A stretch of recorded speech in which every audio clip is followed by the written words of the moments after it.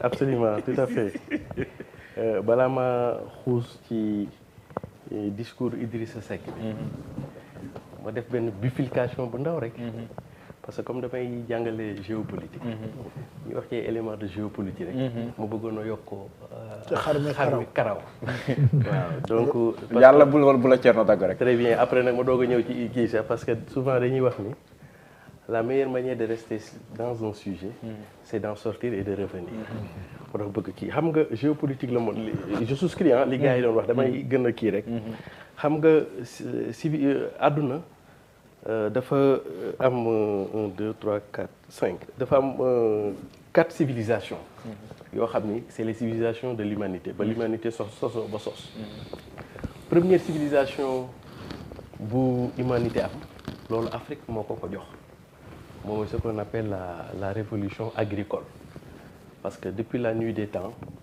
les hommes vivaient de pêche, de chasse et de cueillette.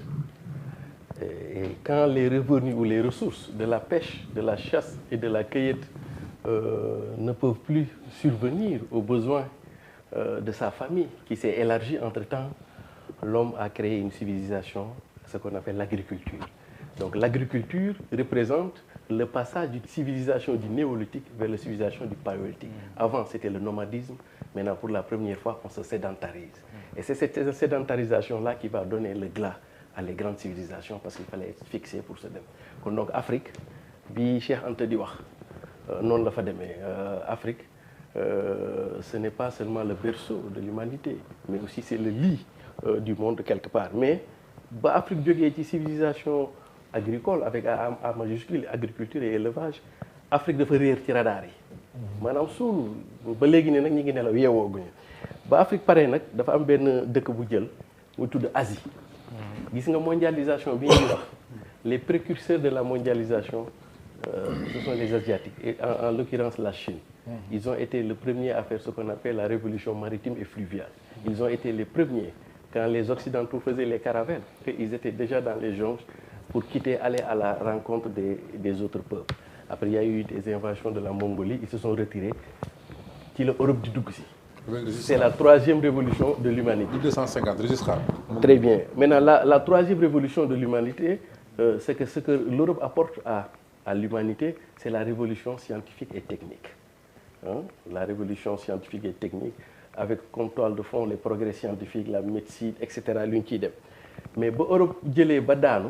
léegi Amérique moo jël ci diggante bi ce qu'on appelle la révolution technologique et numérique léegi nag le monde dañuy toog di xaaragum beneen révolution qui tarde un peu à venir quoi les gens même disent ce qu'on appelle la post-modernité loolu moo lay indi nag ci affaire bipolarisation bi gars yi doon wax bi ñu génnee seconde guerre mondiale le monde était un monde bipolaire entre l'Est et l'Ouest maintenant bi ñu ñëwee ba 1989 l'Ouest gagnait l'Est.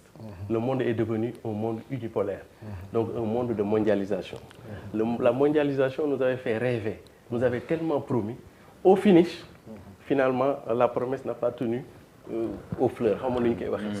C'est en ce moment-là, le soubassement de la mondialisation, c'est que Dieu quitte la terre. C'est en ce moment que nous avons le phénomène du terrorisme djihadiste qui estime que ce ne sont plus les lois des hommes qui doivent gouverner le monde.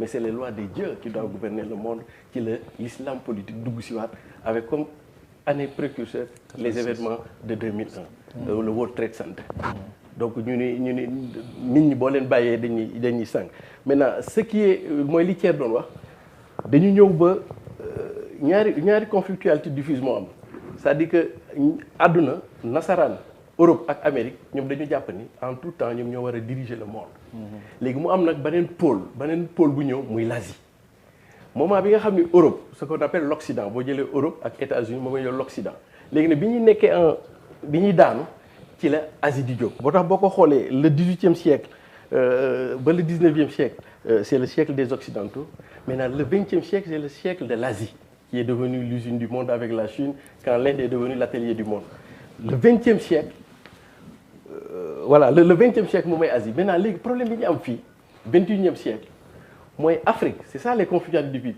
Afrique dafa mës a nekk enjeu des autres maanaam moom dañ ko doon jëfandikoo siècle yooyu yëpp képp ko def sa révolution ci Afrique nga xambee sa cin ba pare africains yi nangu woon ko ou bien daal amuñu ci woon pexe les générations nouvelles africaines dañuy bañ loolu. Or les ressources et les richesses qui doivent alimenter l'économie mondiale par extraordinaire se trouvent en Afrique c'est-à-dire aujourd'hui plus que jamais ressources yi war a mën a se trouve l'Afrique léegi nag africains yu njëkk yi 18e siècle ba 19e siècle noonu ñu taxawee woon ñu ñëw jaar seen kaw jël seen affaire ndangu les peuples africains tey jii dañuy bañ loolu et c'est ça moom mooy dugal ci discours Idrissa Seck bi en toile de fond ci discours yooyu et d'ailleurs loolu moo tax Afrique di bax parce que li gone yi di li mag ñi nangu woon gone yi duñu ko nangu mag ñi dañoo nangu woon nekk l'enjeu des autres ñu leen di jëfandikoo ni koy longuloo di waxee ñuy jëriñ nit ñi duñu jëriñ seen bopp africain génération yi dañuy nag déedéet dootul demee noonu ñu dañuy jëriñ suñu bopp ba pare après ku ciy xaj nag doog ciy xaj mooy li Idrissa wax gis nga sëñ Idi moom su ma neexee ma ni quel gâchis quel gâchis voilà un homme qu'on pourrait dire la tragédie grecque de la politique sénégalaise en ce sens que xalam demoon na bay neex buum ko dog ndeke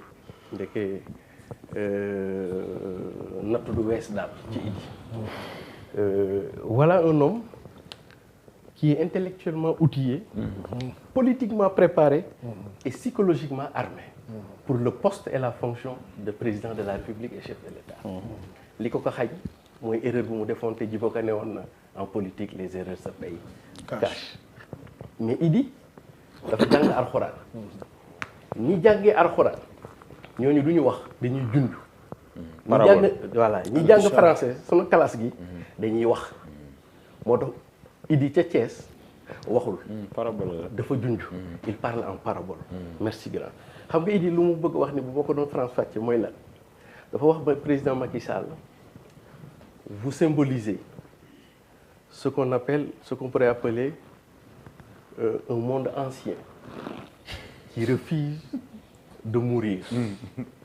Sonko représente pour l'opposition la jeunesse sénégalaise quoi je veux dire un nouveau monde qui peine à s'installer. ci diggante ñaar ñooñu yow da ngaa nekk xeer doj léegi doj boobu nag dafa des ci yow nan ngay taxawee su fekkee doj bi nga doon da nga taxawee comme miir xale yi dinañ la bën daaneel miir bi su boobaa tu vas entraîner ce pays dans une crise systémique par contre ni nga nekkee xeer soo nangoo nekk pont def la transition ñu jaar ci kaw danañ dem ci benn révolution évolution loolu la wax président Macky Sall en fait ci li ma jàpp ci loolu la ko wax quoi mais en tout cas Idrissa Seck kaam Sénégal moo gën a ñàkk ñoo yàq la que Idrissa Seck moo ñàkk effectivement gis nga kooku bu ñu ko amoon ba pare baneen bi foofu lay daanelee Euclide philosophe disait que on ne se baigne pas deux fois dans les mêmes eaux du fleuve. Héraclite merci grand car les eaux se seront déjà écoulées. xam nga ba ci Sonko mi 2024. bu ko rombee pare na ci. ak ma gëm loolu. keneen mooy ñëwaat ndax jamono ju ne. dina am photo bu ma la génne. jamono ju ne c'est l'algorithme. jamono ju ne. non lu wér la ak cay xew. non c'est l'algorithme. Idrissa Seck opportunité la jamono ji mu xewoon occasion à ne pas mooy jamono ji Macky Sall jël yëf. moo taxit xam na ko. comprendre moom kam na Sonko li muy fipp yëpp naan kenn waa tere bokk. mais xam na rendez-vous 2024 bu kii balaa 2029. ya keneen ñëw. keneen judd. keneen gën a xew. waaw fi ne loolu mooy enjeu aussi. merci beaucoup major boo amee loo si des kii rek waa opportunités Abdoulaye Diop kii waa xam nga après si yow laay ñëwaat